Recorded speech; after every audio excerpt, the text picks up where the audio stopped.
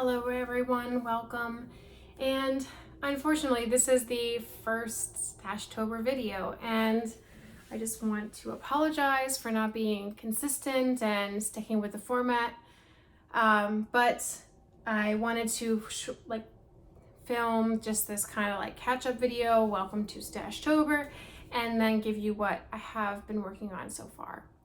So in the beginning of October, I was sick for a few weeks, and even though I wasn't really posting videos or anything because I couldn't really talk, I think there's a few of the last videos from Stash-tober where I was starting to lose my voice, but I did still try to work and make progress on the stash. So today I'm just going to share what I have. So because I was getting over being sick and not really feeling all that great, I didn't want to make anything with counts or anything too complicated. So I decided to do a held double stash blanket because I had several skeins of this eggplant purple, and I just took some of the remaining small stash balls from my other blankets and held it double and did just a double crochet for the blanket. Let's see if I can do it like this. It's just held double and just crocheted until you kind of get the size that you want. So I crocheted 150 double crochets and I worked my lengthwise. So it was 150 double crochets with a 10mm crochet hook, yarn held double, and I just crocheted until I got the right size. So yeah, so that was my first project, and I didn't want to do too many blankets, but the truth is that blankets are just the best way to get through your acrylic yarn, in my opinion. I did the tote bag from Stash-tober in, acrylic yarn or acrylic blend yarn. It's just that the amount of yarn that it takes to make those tote bags is just nothing compared to a blanket. So if you have a very large stash like mine, just face the facts, you've got some blankets in your future. If you don't have as big of a stash, or you're not as much of a hurry to get through your stash like I am, you can make, tote bags, ponchos, whatever really that you want to make.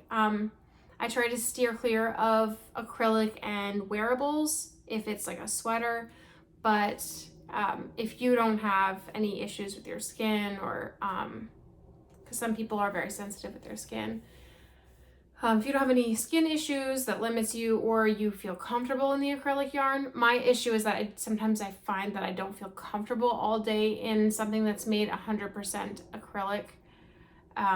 But if you don't have any issues, make away. So with that said, 2 in progress for Stash-tober, and the first one is this poncho. I'm working on a poncho with the puff stitches, and this is done with stash yarn, and this is mostly acrylic or acrylic blend. Yes, so I'm making 4 squares for the poncho. Because I'm using scrap yarn to make the poncho, I'm making all 4 squares at the same time. And the reason I'm doing that is just because if I'm making something with scrap yarn, I don't want to miscalculate and then not have enough yarn for all 4. So when I start to get down a little bit more on the colors and the yarns, I'll, be a little bit, more careful so that I have all 4, because I don't want to frog anything. So these are the 2, and then I have another one that's in progress, but yeah.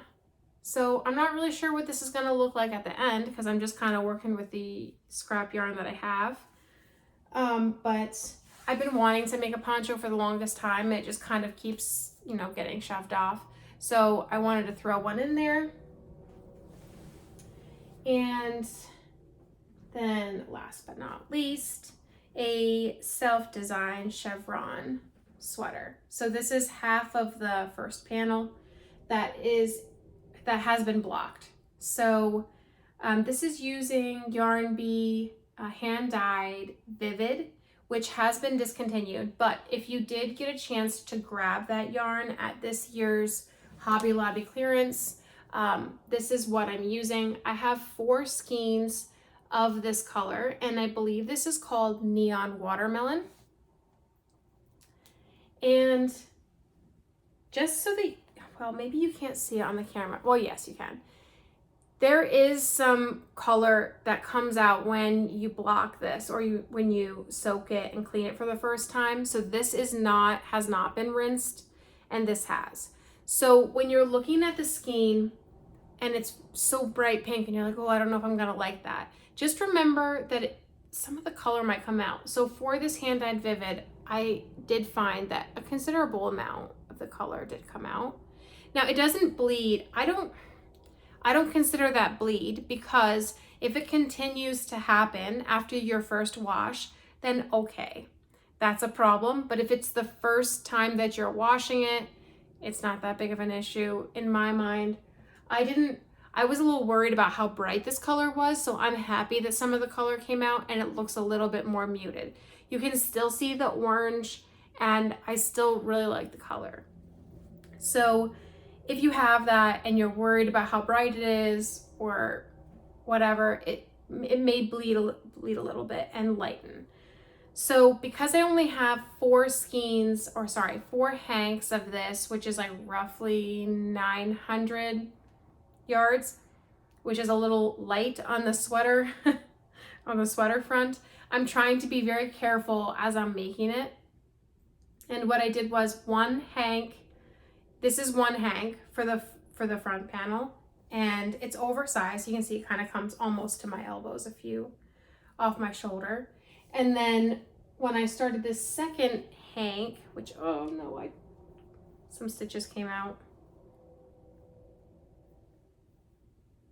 I'll just put my hook in there so it doesn't, because I was just working on this last night. And I lost what I was gonna say. Oh, so I did 1 full hank for the first half of the body panel, and then I started on the sleeve, and then whatever's remaining from the sleeve I'll work into the body, but it's bound to be somewhat cropped. So if you have more of this, you can of course make it longer. I'm just working with what I've got, and I'm trying to be careful with how much I'm using so that I don't have to frog my project. So I just did 1 hank from the first part of my panel. I blocked it to make sure that I got the right size width-wise. And then from my wrist to wrist measurement was almost 60 inches because I have very long arms. So I just subtracted the width of the panel from the 60 inches. The remainder was what I needed for my sleeves divided by 2. And that was approximately 16 inches. So because I get a lot of inches when I block this yarn, I know this isn't looking big enough to be a sleeve, but I don't think I'm gonna have problems because I get so much size when I block it. So I'm gonna make this about 14.5 inches, which I'm almost there. And then I'm going to block the piece, and the remainder of this hank will then finish off the body. And once I've got the idea of how many rows I can get out of it, I'll be a lot better. But that's why I'm kind of doing it a little bit odd, because I don't want to run out of yarn and I'm working at a stash. So, and it's discontinued, so I can't get too crazy with the size of the body.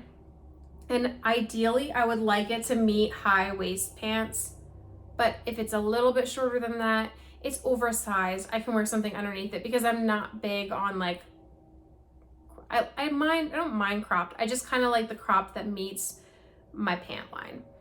So I don't wear anything like super cropped. That's not my game. So that I'm hoping to finish up pretty soon because I'm really excited to wear this. And that is what I'm working on. So I am going to do my best to stay on track. I know this is my first video. I'm very, very, very late, but I'm going to post an update on Sunday. Hopefully I have some completed items to share with you, and then we'll just kind of keep it going until the end of October. So until then, I will see you later. Bye.